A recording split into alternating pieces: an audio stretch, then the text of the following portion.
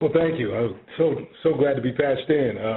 Man, really, in the spring, made strides. And they did a great job of, adapting to new schemes offensively and defensively. And I think coming out of spring, man, we had a pretty good idea just in terms of where our depth is, where we're strong, where we need to get better. I think the foundation for this team has been laid, and now we just have to continue to make sure that we stay healthy and really solidify our depth as we move through the summer and into fall camp. Thanks, Coach. And your first question comes from David Pascal of the Chattanooga Times Free Press. Hey, Coach, given it is your first year with new staff and everything like that, how important will it be that that quarterback pecking order established pretty quickly in preseason camp?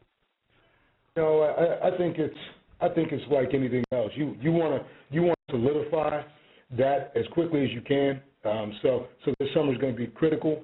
But I think what you have to do too as well. You really need to make sure that there's ample opportunity and competitive situations so that you can see what the psyche and control mechanisms are of the guy that's sitting behind center. So for me right now, it's going to go as fast or as slow as they take it. And is there any update on Steven Rivers from LSU? Is he coming to Vanderbilt, or what can you say on that? I can't speak on that right now. So really for us, it's business as usual with our two guys that are here and our two young guys coming in for the summer. Thank you. Next question comes from Chip Towers of the Atlanta Journal-Constitution. Yeah, Coach, you touched on this a little bit on your opening remarks, but I was just wondering, how much of a complete change you guys are instituting from a schematic standpoint. Is everything to be radically different and blown up, or are you doing some of the same stuff? Well, I tell you, first and foremost, I'm glad to be in the conference. But as I look at it, it's for us, it's not radical. I think we have 4-3 principles built into what we do. So I think all we've done is just add some more tools in the toolbox. I think for these guys, we've allowed these guys to be multidimensional. Both offensively and defensively. Have tried to really complement their skill sets and actually been trying to enhance what we are and what we can do just in terms of being multiple when needed.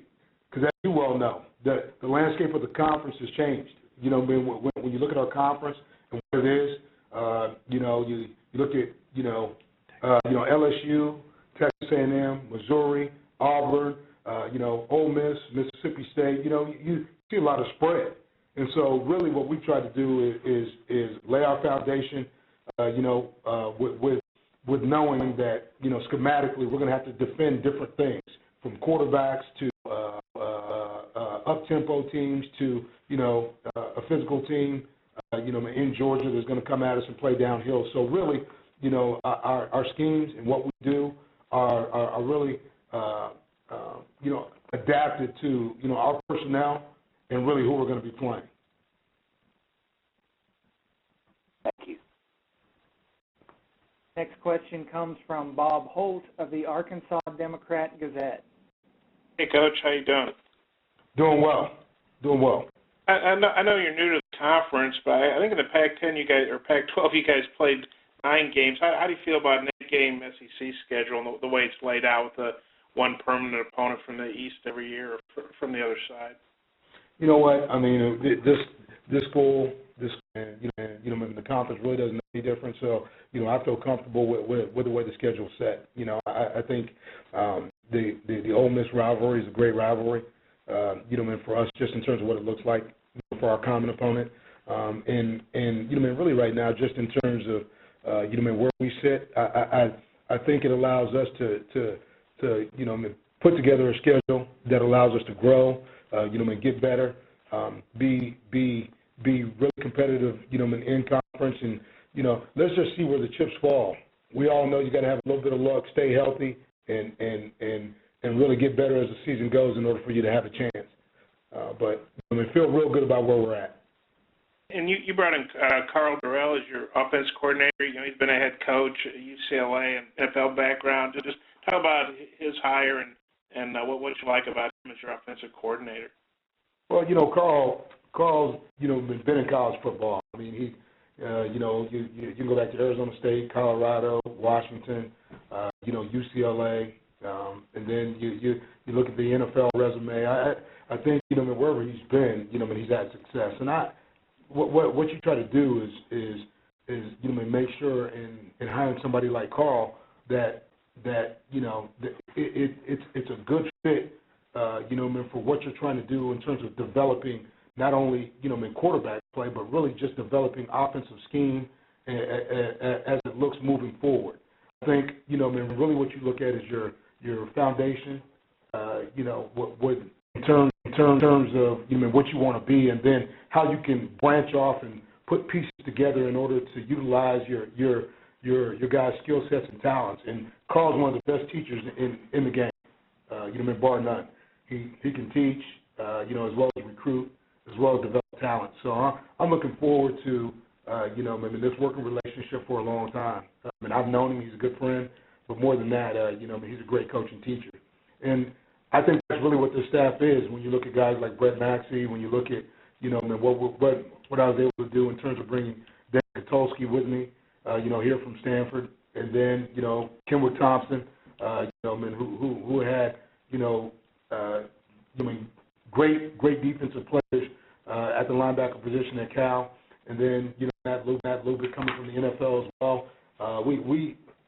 I truly believe that the, staff that we put together is pretty talented across the board. Great teachers. Thanks. Next question comes from Matthew Stevens of the Commercial Dispatch. Derek, with the new non-conference portion of what was agreed upon last week, Vanderbilt has always kind of played teams that made sense to them and are very, very similar to them academically. Could you see those relationships with a Northwestern, a Wake Forest, a Duke kind of continuing? Because it would make a lot more sense for Vanderbilt. Oh yeah, we're gonna play that type of schedule. As you take a look at it, for us, I feel confident in looking at those schools that can fall into that realm. I mean, schools like Stanford, Notre Dame, along with the Dukes of the world, Northwesterns. Those are teams that look like us. They really, at the end of the day, have some of the same branding, academically, and so it makes for great fanfare and some outside rivalries, that really stem outside the SEC a little bit. But when you look at it, the SEC is the SEC, and I like this brand. I love what this football is, and we're in football country.